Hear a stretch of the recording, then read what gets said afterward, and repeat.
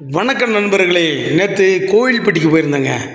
போகிற வழியில் ஒரு தேட்டருக்கு முன்னில் இளைஞர் நின்றுக்கிட்டு என்ன வாங்க வாங்க 100 அப்படின்னு இழுத்தாங்க. என்னடா இது 100 சொல்கிறாங்களே, என்னதுன்னு ஒரு ட்ரெஸ் டிஷர்ட் இது 100 கிடைக்குமான்னு போய் பார்த்தா டிக்கெட். அண்ணே வாங்க நம்ம ஜனநாயகம் 100 ஐயா சாமி வேண்டான்னு கிளம்பு 50 50 இழுக்கிறாங்க.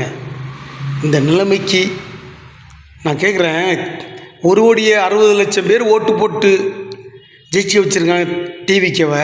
ஆனால் படம் பார்க்குறதுக்கு ஆள் இல்லை. எதுக்கு? 2ஆம் நாளே காற்று வாங்குதுங்க.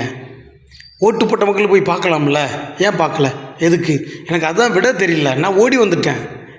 நான் விஜய்க்கு ஓட்டு போடல, மாட்டு கட்சிக்காரன். நான் விஜயை கடுமையாக எதிர்க்கிற ஆள். நான் என்னிலையும் எப்பொழுதும் எந்த நேரத்திலும் விஜய் எனக்கு எதிரின்றது நான் பிரகடனப்படுத்திட்டு என்னுடைய இது பண்ணுறேன்.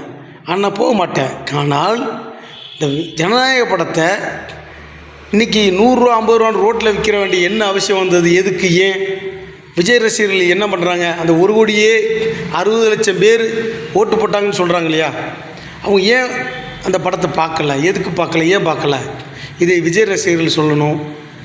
அந்த தாவிக்கா தொண்டர்கள் எனக்கு விளக்கம் சொல்லணும். இந்த கமெண்டில் பண்ணுங்க, ஓகேவா? ஏன்னா அப்போ மாற்றம் நிகழ்ந்த பிறகு இன்னொரு மாற்றம் நிகழ்தா? விஜய் வேண்டாம் அப்படின்னு ஒரு மாற்றம் நிகழ்தா அப்படின்னு தான் எனக்கு தோன்றுது. அதை சொல்லுங்களேன்.